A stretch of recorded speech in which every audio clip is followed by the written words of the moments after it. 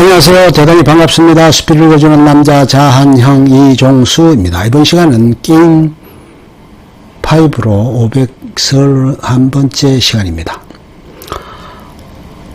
게임 5 슈퍼마리오 메이커 2.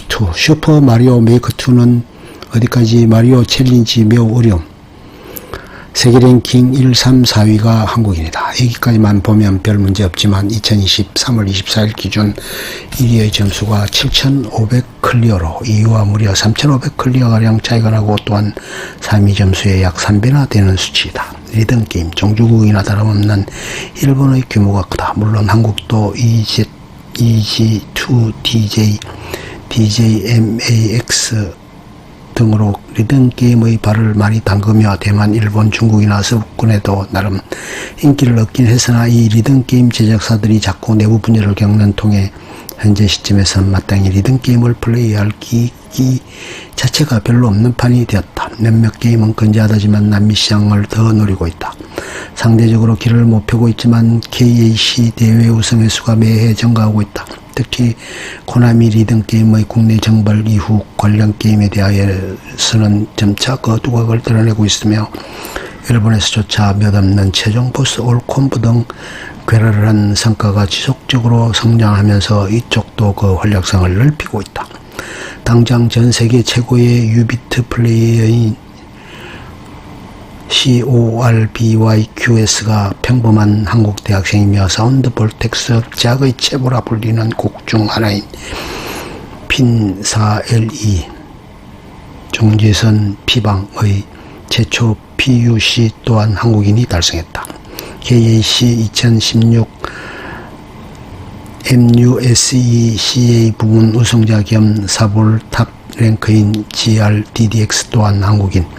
전세계 펌프잇업 시리즈 최종 보스인 파라독스를 블랙온한 유일한 3명도 모두 한국인이다. 모바일 리듬게임 쪽으로 가도 비슷하다. 프리덤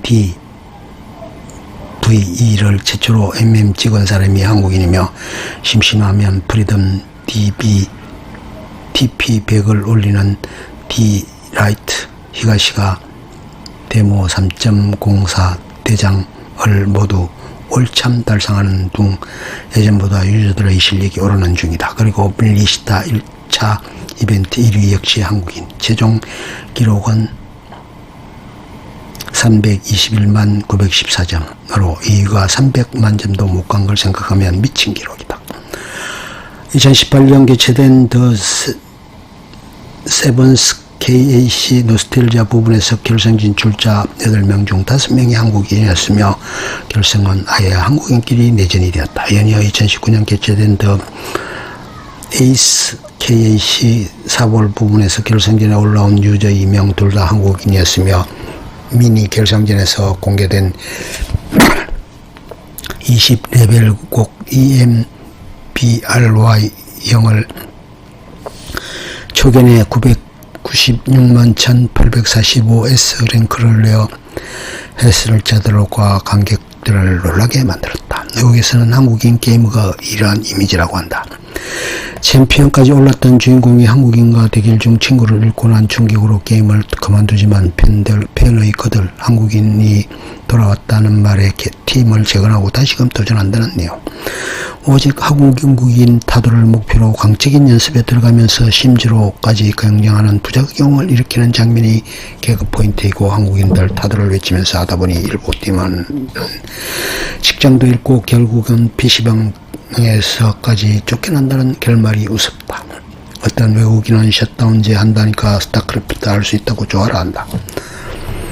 FPS 최강국 독일에서도 난이도 한국인은 사람이 할 수 없는 단계다. 이쯤 되면 알겠지만 한국인이 상대적으로 부진하다고 여겨지는 종목들은 대체적으로 게임의 인기가 부족하거나 관심을 받지 못하는 종목들 뿐이다. 한국인이 많이 하는 게임을 못하는 경우는 아예 없다. 이에 가끔 해외 게이머들은 한국에게 주목받지 못한 게임들은 지배할 가치도 없는 게임이라고 우스갯소리를 한다. 그렇다면 인기가 부족한 종목은 아예 못하는가 하면 그것도 아니다. 단적으로 도타2의 경우 한국에서 하는 사람을 눈씻고 찾아봐도 찾기 힘든 마이너 게임이고 프로팀도 하나뿐이지만 기복이 좀 있어도 세계대회 8강권은 무난하게 찍는 지역 강팀으로 인정받고 있다. 이처럼 인기가 부족한 종목임에도 불구하고 뛰어난 성적을 거두는 경우도 있어 상대 팀들도 경기를 풀지 않는 편이다.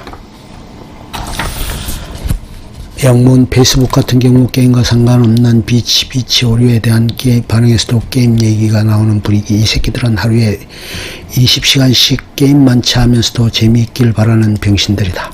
김치국 게이머 많아. 하지만 이렇게 외국에서 한국의 게임 실력을 널리 알린 빛도 있지만 동시에 생기는 어두운 면도 있는데 게임을 즐기려고 하기보다는 남을 이기기 위한 경쟁을 하며 자기가 우월하다는 걸 증명하려 한다면 면에 더 큰 것, 이런 성향의 유저들을 게임, 특히 온라인 게임에서 자주 볼 수 있다. MMORPG 같은 경쟁 게임이 아닌 육성 게임에서도 이런 면이 드러나는데 재상급 아이템 등으로 자신의 캐릭터를 육성하는 게임에선 아이템을 얻기 위해 지나쳐야 하는 과정, 즉 RPG를 즐기는 게 아니라 풀템을 둘둘 찬 자신의 캐릭터 과시, 즉 MMO를 즐기려고 하며 티어제가 도입된 AOS나 RTS에서는 본인의 노력이 아닌 대리와 핵과 같은 합법적이지 못한 방법을 통해 티어를 올리고서는 마치 자신의 실력이 천상게임 마냥 과시를 한다.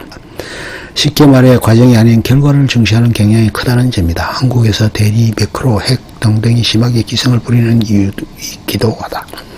핵과 대리, 매크로는 해외 서버에서도 동등하게 일어나는 현상이지만 한국에서 심하다고 느껴지는 걸로 이런 이유들 때문, 또한 효율적인 게임 진행을 지나치게 집중한 나머지 아예 정석 테크트리, 정석 아이템 세팅을 짜고서는 만들어 놓은 법칙에 따르지 않는 사람을 파티에 끼워주지도 않고 비난까지 하는 일도 많다.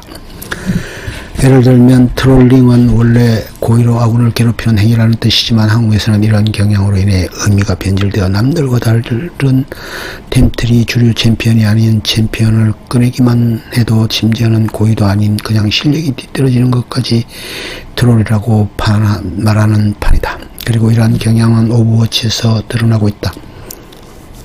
해외 유저들은 오프라인 대회임에도 조합과 전략에만 맞는다면 비주류 영웅을 픽해면서까지 다양하고 변칙적인 전략을 사용하는 반면 한국 유저들은 메타에 맞춰 픽이 한정되어 있어서 상대가 조금만 변칙적 수단을 대응해 오거나 카운터 픽을 들고 온다면 쉽게 대응하지 못하는 것. 트롤이라는 명목으로 다양한 픽을 하는 것을 막아버리니 밸런스 배치를 할 때 빼고는 픽이 늘 고정화될 수밖에 없는 것이다. 물론 한국 유저들도 이런 단점을 들은 인지하는지 상대가 카운터로 대응해 오면 자신들도 상대 조합의 허점을 파악하고 막 카운터를 하거나 비주류 캐릭터들을 가끔씩 조커 카드로 사용하는 등 조금씩 변칙적으로 가는 모습을 보이기는 한다. 그리고 게임 플레이에 있어서 새로운 조류를 만들어낸다거나 하는 경우는 적은 편이다.